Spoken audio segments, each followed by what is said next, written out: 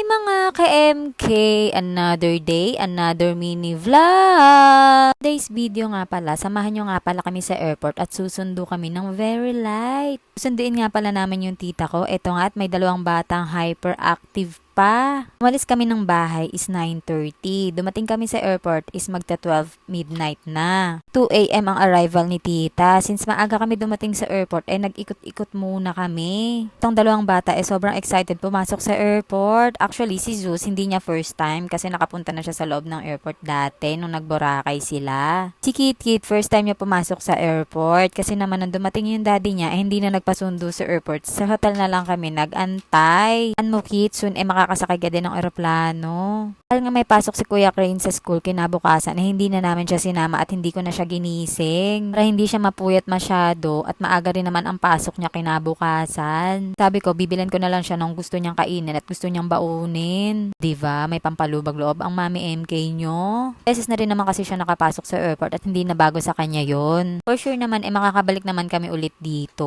Puro wala na siyang pasok noon, makakasama na siya. Sana pag dumating ang Daddy Sexy Loves nyo, walang pasok sa school para makasama ang mga bagets. Anyways, nandito na nga pala kami sa loob ng airport at mayroong dalawang batang gustong magtatakbo. Na nga lang at wala masyadong tao. Wala din masyadong arrival. Nakagala kami ng very light sa loob. Pero medyo antok ako that time kasi anong oras na din naman yan. Yun na lang, yung dalawang bata mahaba-haba ang tulog nung tanghali. Ikit natulog nga din sa biyahe. Alam nyo naman yung batang yan, masandal tulog. Good talaga, at least nakatulog siya sa biyahe. Ayan, hyper na hyper siya pagdating sa airport. Nakakaloka. Man ang Tito Sus namin sa sobrang excited makita ang mami niya talagang hindi natulog sa biyahe. Haba talaga ng itinulog niya nung tanghali. 3 hours ata. Sigurong mapupuyat siya sa pagsundo sa kanyang mami. Nga lang at talaga nandito yung pinsang kong pogi. No, kaya pa ba? Ilang kilo din yung buhat-buhat mong mga bata.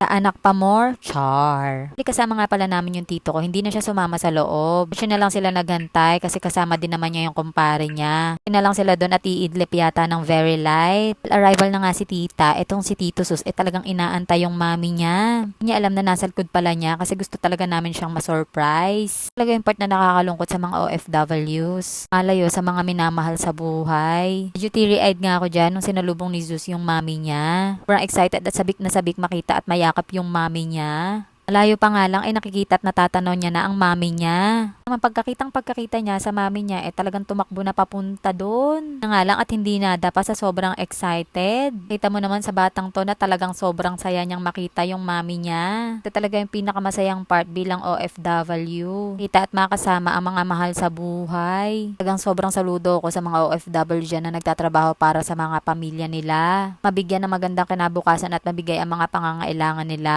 Sobrang proud din talaga ako sa asawa ko na kahit mapalayo siya sa aming mga anak niya talagang handang magsakripisyo para lang sa amin. O siya, hanggang dito na lang mga ka-MK, baka magkaiyakan pa tayo. Thank you for watching. See you in my next vlog. Bye-bye!